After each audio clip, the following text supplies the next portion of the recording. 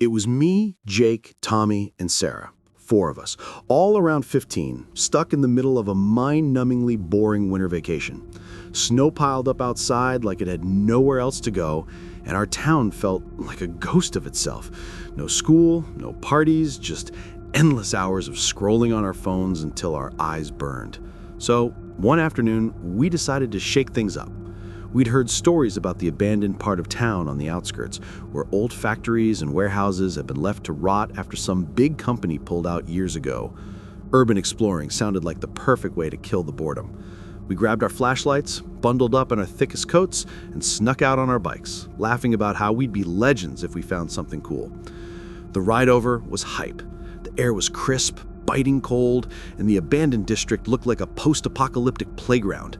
Crumbling brick walls tagged with graffiti, rusted chain-link fences sagging under the weight of snow. At first, the vibe was electric.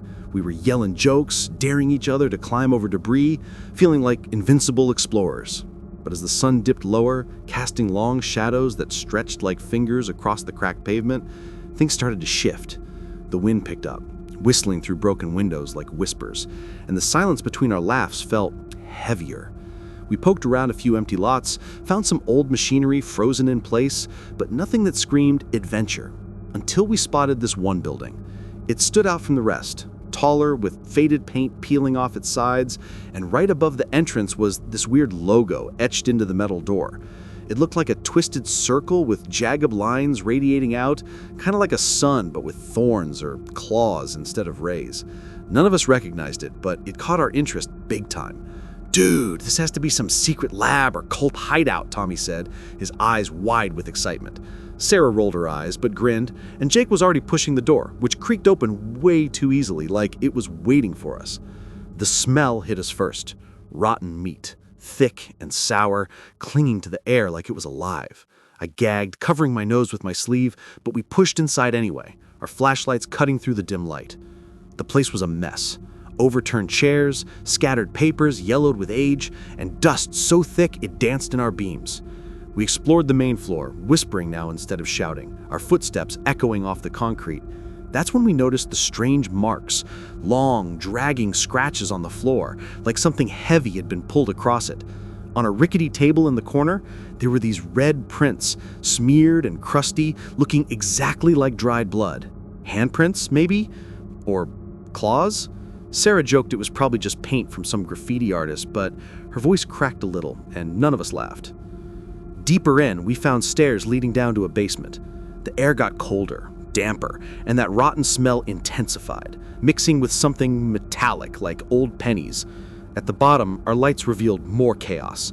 Shelves lined with rusted cans and jars filled with murky liquids, labels long faded. But in the far wall, hidden behind a toppled cabinet, was a tunnel entrance, a jagged hole framed by cracked concrete with a rickety metal ladder bolted into the side, descending into pitch black. "No way," Jake muttered, but Tommy was already shining his light down.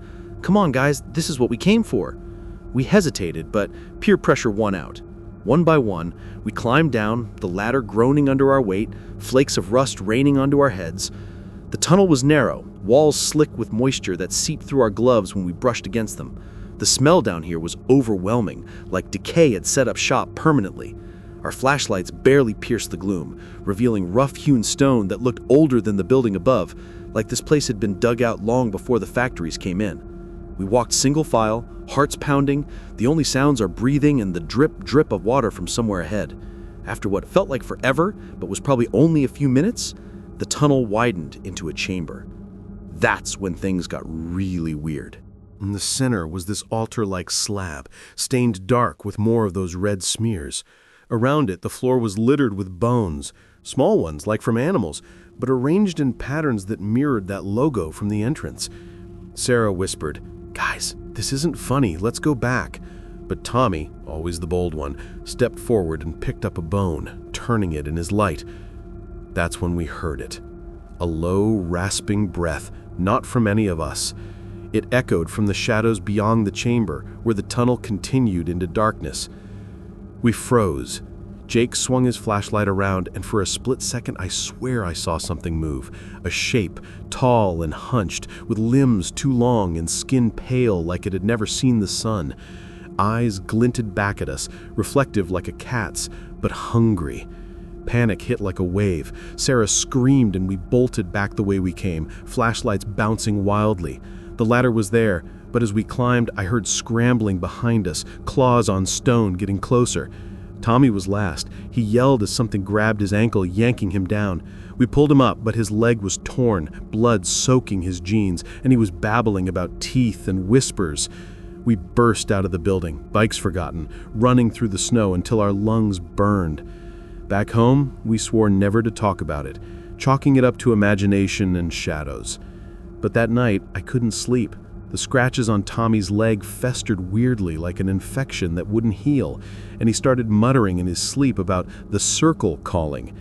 Weeks later, he vanished. Cops said run away, but I know better. Sometimes when the wind howls, I smell rotten meat in my room, and I see that logo in my dreams pulling me back. We're not explorers anymore. We're survivors, or at least 3 of us are, for now.